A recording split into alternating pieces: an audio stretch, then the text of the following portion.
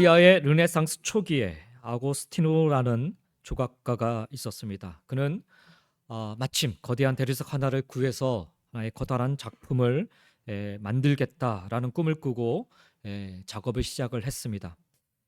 워낙 거대한 대리석이었는데 몇 차례 시도를 했지만 번번이 자기가 생각하는 것만큼 작품이 나오지 않아서 실패를 하고 말았습니다. 결국 그는 그 대리석을 아주 쓸모없는 돌이라 부르면서 갖다 내다 버렸고 약 40년간 그 돌은 방치되었었다고 합니다. 근데 어느 날 또 다른 종합가의 눈에 그 돌이 눈에 띄었다고 합니다. 그는 그 돌 안에서 아주 커다란 또 하나의 작품을 보게 되었다고 합니다. 그래서 마침내 열심히 작업을 해서 탄생한 그 작품이 역사상 가장 위대한 조각품으로 꼽히는 미켈란젤로의 다비드상입니다. 돌은 같은 돌이었습니다. 그런데 누구의 손에 들려 있느냐가 전혀 다른 결과를 낳았던 것입니다. 요나도 그랬습니다. 하나님의 명령을 거역하고 사명을 망각한 채 도망간 요나. 쓸모없는 돌멩이처럼 모관하고 제 뜻을 굽히지 않는 아주 고집스러운 요나. 그러나 그는 여전히 하나님의 손 안에 있었습니다. 오늘 본문의 말씀은 하나님께서 그 쓸모없다 여겨지던 그렇게 망가진 요나를 다시금 일으키시는 장면인 것입니다. 오늘 우리는 이 요나서 3장 말씀을 통해 그에게 다시금 들려주시는 하나님의 음성, 그 음성 속에 담긴 중요한 세 가지 영적 메시지를 함께 살펴보고자 합니다. 첫 번째로 다시금 하나님께서 이 요나에게 들려주셨던 음성은 두 번째로 주신 명령이었습니다. 오늘 본문 1절 말씀을 다시 한번 보시면 여호와의 말씀이 두 번째로 요나에게 임하니라 이르시되라고 말씀합니다. 히브리 원문에 보면 이 두 번째로 해당하는 단어는 쉐니트라는 단어인데 이 짧은 단어, 이 쉐니트라는 단어 안에 엄청난 은혜의 무게가 담겨 있습니다. 두 번째라는 말, 도망자였던 요나에게 또다시 기회를 주셨다라는 뜻이지요. 하나님은 당신 자신을 위해서는 사실 이 두 번째가 필요 없으십니다. 그러나 요나에게는 두 번째가 필요했던 것입니다. 실패가 있었고 또 도망이 있었고 죽음 직전까지 갔다가 돌아온 삶이 있었기 때문입니다. 이 말씀을 통해 하나님께서는 한 번 실패한 자신의 종이라 해도 결코 포기하지 않으시고 다시 그를 사용하신다라는 사실을 우리 모두에게 보여주고 계십니다. 여기 3장의 시작을 보면 요나서 1장 1절과 아주 놀랍도록 유사합니다. 마치 아무 일도 없었던 것처럼 1장 1절로 되돌아간 것처럼 이 3장 1절 말씀은 시작을 하고 있습니다. 요나가 불순종하였지만 하나님께서는 요나를 여전히 당신의 종, 선지자로 인정하시면서 그 전과 동등한 대우를 해주고 계심을 빗대어서 말씀하고 계신 것입니다. 요나에게 다시금 주어진 이 두 번째 기회에는 사실 세 가지 전제가 달려 있습니다. 그 첫 번째 전제는 요나가 물론 실패했다라는 사실입니다. 하나님의 명령에 불순종해서 다시스로 도망간 요나는 분명히 실패자였습니다. 많은 사람들이 주변 환경이나 혹은 어떤 다른 사람 때문에 실패하기도 하지만 가장 근본적인 실패의 이유는 언제나 하나님께 대한 불순종입니다. 또 하나의 전제는 요나는 회개하였다라는 사실입니다. 불순종 때문에 실패했다면 이 불순종으로부터 회개하고 하나님 앞에 바로 서야 합니다. 회개가 중요한 것입니다. 큰 물고기 뱃속에서 3일 낮과 밤을 보내며 요나는 죽음의 위기 앞에서 하나님 앞에 무릎을 꿇었습니다. 기독교의 회개는 단순한 도덕적 반성이 아니지요. 하나님과의 관계 회복이고 인격적인 항복입니다. 요나는 이 큰 물고기 뱃속에서 죽음의 그 순간에서 자신의 뜻을 꺾고 돌이켜 회개하는 시간을 가졌습니다. 또 한 가지 이 두 번째 기회를 주셨다라는 것은 요나는 헌신했다라는 사실을 전제하고 있습니다. 2장 9절 말씀에 보면 요나는 나는 감사하는 목소리로 주께 제사를 드리며 나의 서원을 주께 갚겠나이다 라고 고백을 하고 있습니다. 실패의 자리에서 그저 회개의 눈물만 흘리고 있다면 하나님께서 역사하시고 일하실 수 없습니다. 다시 일어나야 하는 것입니다. 이와 같이 성경에는 실패 후에 두 번째 기회를 맞이해서 위대하게 쓰임받은 사람들의 이야기들이 많이 기록되어 있습니다. 우리가 잘 아는 모세는 살인자가 되어 도망쳤지만 떨기나무 불꽃 가운데 하나님이 두 번째로 그에게 찾아오셨습니다. 그리고 민족에 대한 구원의 사명을 그에게 주셨죠. 우리가 잘 아는 예수님의 수제자 베드로, 그는 예수님을 3번이나 부인하며 실패한 삶을 살았습니다. 그런데 그는 예수님께서 그에게 다시 찾아오셔서 그를 다시금 주의 사명을 감당하는 일꾼으로 삼아 주심으로 말미암아 초대교회 위대한 사도가 될 수 있었습니다. 또한 사도 바울의 그 같이 선교 여행을 떠났던 이 마가는 1차 선교 여행 도중에 자기의 그 모난 모습 때문에 포기하게 되었지만 결국 바나바에 의해서 다시금 세움받게 되고 또 베드로와 바울 곁에 없어서는 안 될 귀한 초대교회 일꾼이 되었습니다. 사람은 누구나 실패를 경험할 수 있습니다. 그러나 그 실패의 자리에서 계속해서 머물러서는 안 되는 것입니다. 다시금 찾아와 말씀하여 주시는 하나님의 음성을 들을 수 있어야 합니다. 처음 에덴 동산에서 하나님을 거역하고 수치 속에 숨어버린 아담과 하와에게 찾아가 먼저 말씀하여 주신 하나님, 그 하나님이 오늘 요나에게도 다시금 찾아오신 것입니다. 그리고 오늘 함께 예배드리는 오늘 저와 여러분에게도 찾아오시는 하나님이신 줄 믿습니다. 혹시 지금 스스로 실패한 자리에 놓여있다, 앉아있다라고 여기시는 분들이 계십니까? 그렇다면 다시금 찾아와 말씀하여 주시는 오늘의 하나님의 음성에 귀를 기울일 수 있기를 주의 이름으로 간절히 축원드립니다. 회개의 자리로 또 결단과 순종의 자리로 나아가실 수 있기를 주님의 이름으로 간절히 축원드립니다. 요나에게 하신 하나님의 명령에 담겨있는 영적인 의미, 그 두 번째는 여전히 처음과 동일한 명령이라는 사실입니다. 오늘 본문 2절 말씀을 보면 일어나 저 큰 성읍 니느웨로 가서 내가 네게 명한 바를 그들에게 선포하라 하신지라 말씀합니다. 하나님이 요나에게 두 번째 주신 이 명령, 1장 2절의 명령과 단어 하나 다르지 않습니다. 1장 2절에 보면 일어나 저 큰 성읍 니느웨로 가서 외치라 라고 말씀하십니다. 동일한 명령입니다. 이것은 하나님께서 새로운 명령을 주신 것이 아니라 요나에게 맨 처음 주셨던 그 명령을 동일하게 반복하고 계신 것을 강조하여 주고 있는 것입니다. 특히 주목할 단어는요, 여기 말씀해 보면 내가 네게 명한 바에서 내가라는 단어입니다. 이 내가라는 말, 히브리어로 아노키라는 말입니다. 지금 말하고 있는 하나님, 즉 자기 자신을 특별히 강조할 때 사용하는 인칭 대명사입니다. 이 단어가 중요한 이유는 요나가 자신의 견해를 이제는 선포해서는 안 되는 것이고 다른 사람들의 의견을 듣고서 전해서도 안 되는 것이며 오직 이 지금 말씀 명령 주시는 하나님, 그 하나님이 주시는 이 메시지만을 선포해야 한다라는 사실을 강조하고 있는 것입니다. 욥기서 33장 14절 말씀에 보면 하나님께서 이렇게 말씀하십니다. 하나님은 한 번 말씀하시고 다시 말씀하시되 사람들은 도무지 관심이 없도다 말씀합니다. 사람이 귀를 기울이지 않게 하나님께서는 계속해서 사람들에게 동일한 말씀을 하고 계신 것입니다. 사람들이 하나님의 말씀에 무관심하기 때문에, 하나님의 말씀에 불순종하기 때문에 하나님은 계속해서 동일한 말씀을 주시는 것입니다. 자, 여기 동일한 명령이라고 했는데 이 동일한 명령 안에도 3가지 중요한 진리가 담겨져 있습니다. 첫 번째는 하나님의 뜻은 변함이 없다라는 사실입니다. 변함이 없기 때문에 동일한 명령을 주고 계신 것입니다. 시간이 조금 흘렀다고 해서, 상황이 조금 바뀌었다고 해서, 조금 불순종한다고 해서 하나님의 뜻이 바뀌는 것이 아닙니다. 히브리서 13장 8절 말씀은 이렇게 선언합니다. 예수 그리스도는 어제나 오늘이나 영원토록 동일하시다. 그렇습니다. 하나님은 어제나 오늘이나 영원토록 동일하신 하나님이십니다. 내 상황이 바뀌었다고 하나님의 뜻이 바뀌지 않습니다. 내 마음이 바뀌었다고 해서 하나님의 뜻이 바뀌는 게 아니에요. 그래서 동일한 명령인 것입니다. 또 한 가지 중요한 사실은 하나님의 뜻은 항상 최상이기 때문에 동일한 명령을 주고 계신 것입니다.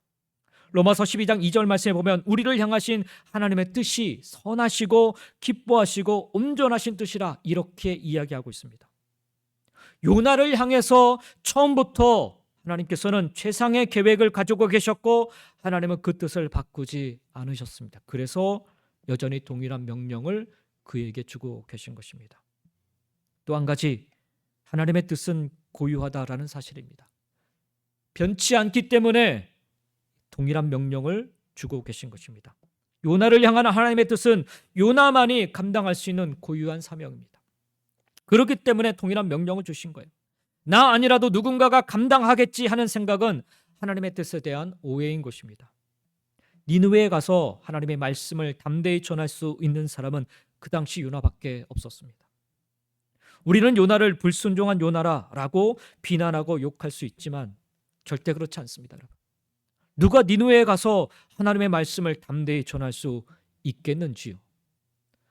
아수르라는 나라가 북이스라엘을 멸망시키는 그런 상황이었어요. 그런데 그 상황에서 누가 아수르라는 나라의 그 수도인 니느웨에 가서 떡하니 서가지고 멸망을 선포할 수 있겠습니까?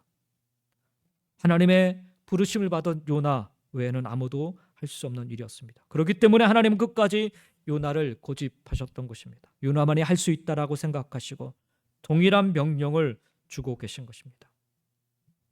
사랑하는 성도 여러분, 어느 날 하나님의 말씀을 묵상하시다 감동이 밀려온다면, 그 말씀 속 깊은 뜻에 대한 깨달음이 밀려온다면, 말씀을 들을 때마다, 말씀을 읽을 때마다, 말씀을 묵상할 때마다 동일한 감동이 밀려온다면 오늘 내게 주시는 말씀으로 믿으시고 받으시기 바랍니다.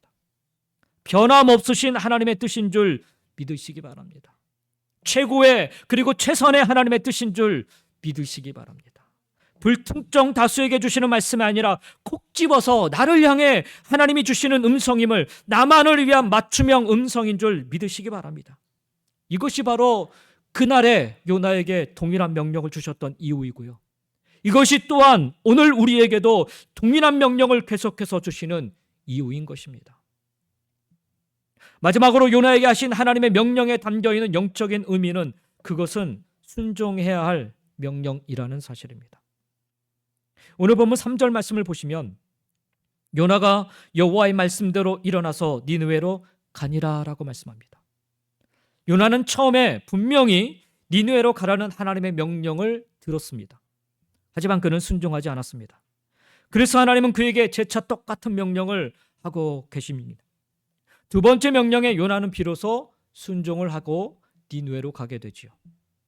아마도 요나가 두 번째에도 불순종했다면 하나님은 동일한 명령을 세 번째 또 하셨을 것입니다. 만약 세 번째 명령에도 불순종했다면 하나님은 계속해서 동일한 명령을 네 번째 또 하셨을 것입니다. 요나는 두 번째 명령에 순종했는데 여러분이라면 몇 번째 명령에 순종하시겠는지요? 몇 번째 명령에 순종하고 계십니까? 동일한 명령을 거듭해서 듣는다면 결국 하나님의 명령을 잘 기억할 수 있을 것입니다. 그렇죠? 반복 효과라는 게 있어요. 한 번 듣고 두 번 듣고 세 번 들으면 이해를 합니다. 근데 여러분 오해해서는 안 돼요. 하나님의 명령을 아는 것과 하나님의 명령에 순종하는 것은 하늘과 땅만큼의 그 간격의 차이가 있습니다. 하나님의 명령을 기억하는 것과 하나님의 명령에 순종하는 것은 분명 다릅니다. 오늘 보면 3절 그 앞에 부분을 보시면 우리말 성경에는 생략되어 있는데 히브리 원문에 보면 이 구절, 이 문장 맨 앞에 어떤 단어가 있냐면 그러므로라는 그런 순접 접속사가 원래 있습니다. 그래서 이 3절을 그대로 읽으면 그러므로 요나가 여호와의 말씀대로 일어나서 니느웨로 가니라 라는 그런 문장의 해석이 됩니다. 1장 3절에서 하나님의 첫 번째 명령을 들었을 때 요나의 반응은 어떠했는가? 성경은 이렇게 증거합니다. 그러나 요나가 여호와의 낯을 피하려고 일어나 다시스로 도망하려 하여라고 기록하고 있습니다.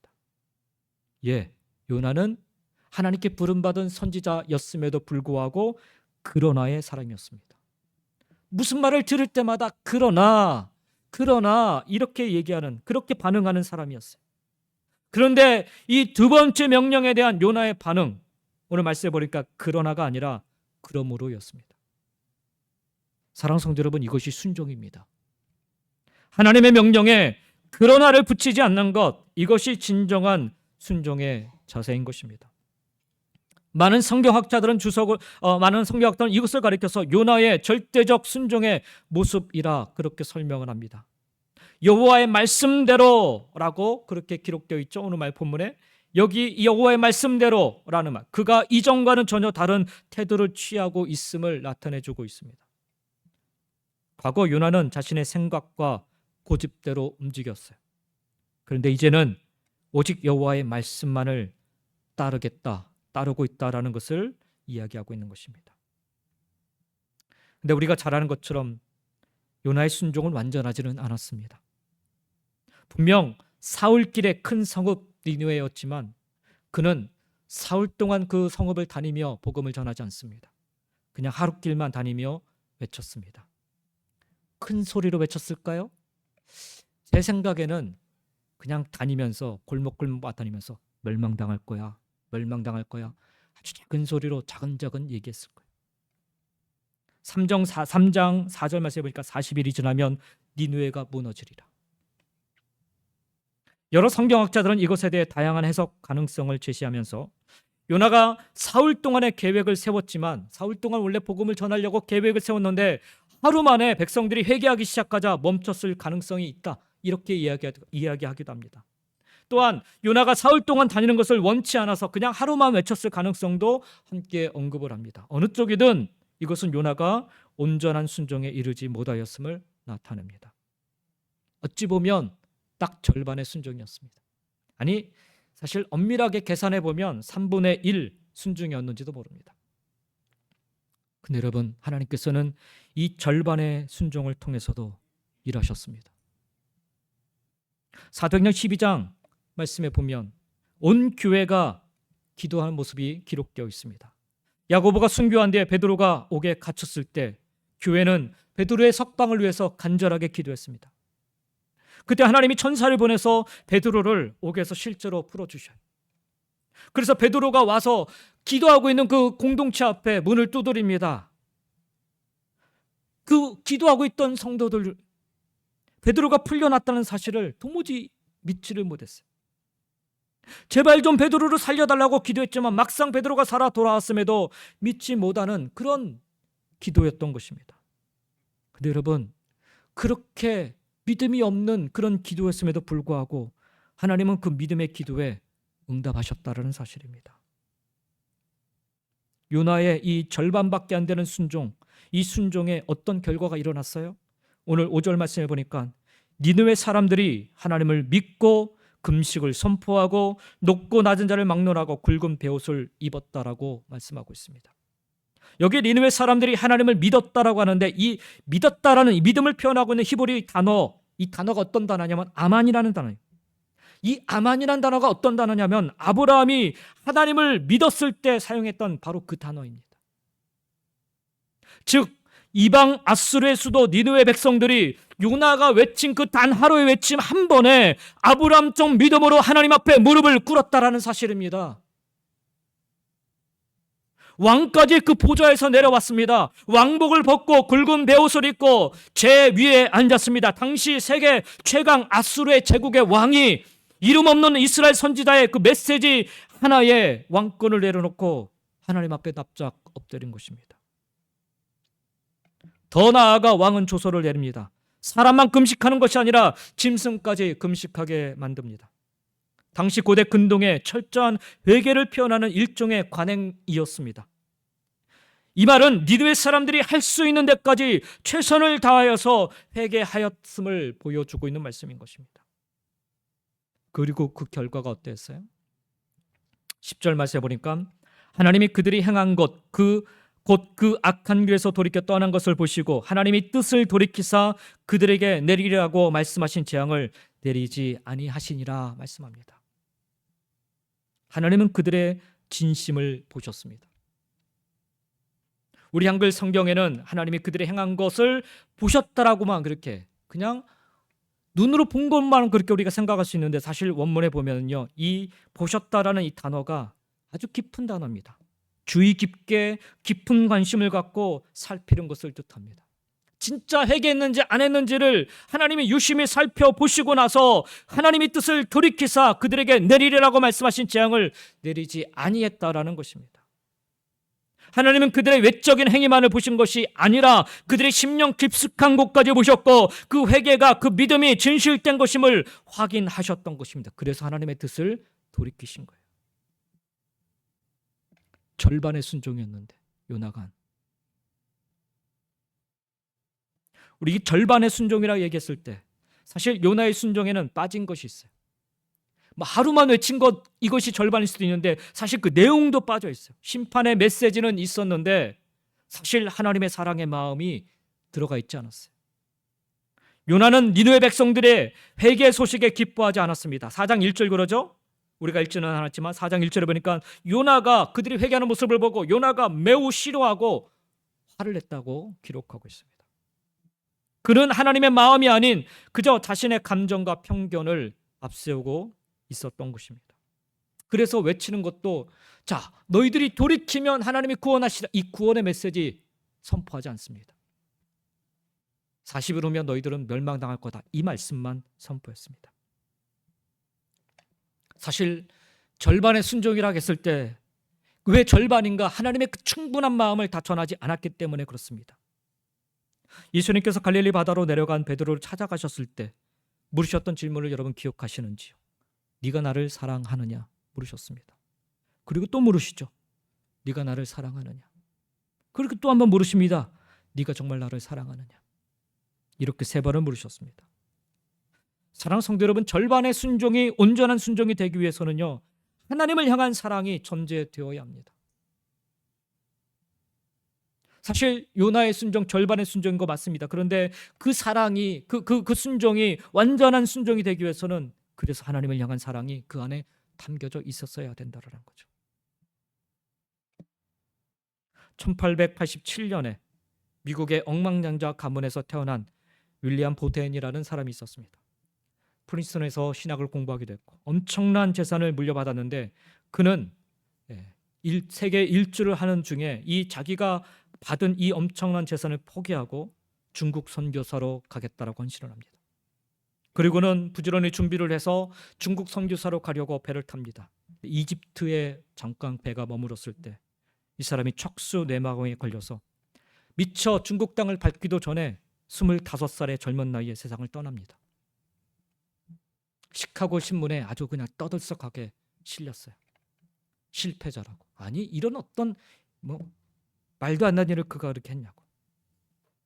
근데 세상은 그를 실패자라고 했는데 그가 남긴 쪽지 하나가 수많은 청년들을 선교 현장으로 이끌었습니다. 뭐라 적었냐면 그가 가지고 있던 성경책에 No reserve, 남김없이 내 모든 것을 다 드리리라. No retreat, 후퇴 없이 나는 전진해 가리라. 또한 나는 No regret, 후회 없이 나는 끝까지 이 길을 가리라. 비록 중국 땅을 밟아보지도 못한, 절반에 이르지도 못한 것처럼 보였던 그의 순종이었지만 오히려 죽은 후에 더 많은 역사를 이루게 되었습니다. 그의 이 짧은 쪽지 하나 때문에 많은 젊은이들이 세상을 향해서 복음을 전하기 위해서 하나님께 헌신하여 하나님께 나아갔던 모습을 보여주고 있습니다. 사랑하는 성도 여러분, 비록 절반의 순종일 수도 있어요. 아니, 그보다 못한 순종이라 할지라도 순종의 첫 발자국을 내디뎌 보시기 바랍니다. 요나처럼 하나님은 그 순종을 통해 일하십니다. 그리고 더 나아가 이왕이면 하나님의 마음을 품고 이웃을 향한 사랑을 가지고 절반의 순종을 넘어 온전한 순종으로 나아가시기를 예수님의 이름으로 간절히 축원드립니다. 말씀을 마치겠습니다. 오늘 본문을 묵상하면서 이 말씀이 우리 시대에 정말 필요한 말씀임을 깊이 다시금 느낍니다. 하나님은 오늘도 우리에게 찾아오시는 분이십니다. 두 번째로 다시금 기회를 주시기 위해 찾아오십니다. 그리고 하나님의 음성이 다시 들려질 때 죽어있던 심령이 살아나는 역사가 일어납니다. 요나의 심령이 그러했던 것처럼요. 하나님의 음성이 다시 들려질 때 잃어버린 사명이 회복되는 역사가 일어납니다. 방향을 잃어버리고 방황하던 요나가 다시금 니느웨를 향해 발걸음을 내딛었던 것처럼 말입니다. 하나님의 음성이 다시 들려질 때 멈추어진 순종의 발걸음이 다시 움직여지는 역사가 일어납니다. 그리고 그 순종, 비록 절반밖에 안 되는 순종이었지만 바로 그 순종을 통해 니느웨 성 전체가 살아났습니다. 요나 하나가 하나님의 음성을 들음으로 말미암아, 요나 하나가 하나님의 음성을 듣고 살아남으로 말미암아 니느웨의 좌우를 분별하지 못하는 수많은 영혼들이 살아날 수 있었습니다. 사랑하는 성도 여러분, 다시금 들려주시는 하나님의 말씀, 그 음성을 들으시고 죽음과 절망의 자리에서 일어서시기 바랍니다. 죽음의 골짜기에서라도 마른 뼈들이 생기를 얻어 일어나는 역사가 반드시 임하게 될 것입니다. 다시금 들려주시는 하나님의 말씀, 그 음성으로 여러분 각자에게 부탁하신 사명의 자리에 나아가시기 바랍니다. 그 사명의 자리에 서기만 하여도, 그 사명의 자리를 지키기만 하여도 하나님이 친히 일하심을 우리는 보게 될 것입니다. 그리고 다시금 들려주시는 하나님의 말씀대로 그 말씀 붙잡고 순종하며 선포하시기 바랍니다. 비록 절반의 순종이라 할지라도 하나님의 뜻이 이루어짐을 우리 모두 똑똑히 보게 될 것입니다. 그리고 사랑하는 성도 여러분, 잊지 마시기 바랍니다. 다시금 들려주시는 하나님의 말씀으로 요나도 살았고 니느웨 백성들로 사는 역사가 일어났던 것처럼 주님의 말씀이 우리에게 들려지면, 주님의 음성이 우리에게 다시금 들려지면 나도 살고 우리 가정도 살고 우리의 공동체도 그리고 우리의 이웃들도 살아나는 역사가 바로 이 자리에서부터 시작될 줄 믿습니다. 다시금 들려주시는 하나님의 음성으로 그날의 요나처럼 우리도 우리의 삶 속에서 은혜의 통로요 축복의 통로로 반드시 쓰임받기를 예수님의 이름으로 간절히 축원드립니다. 기도하겠습니다.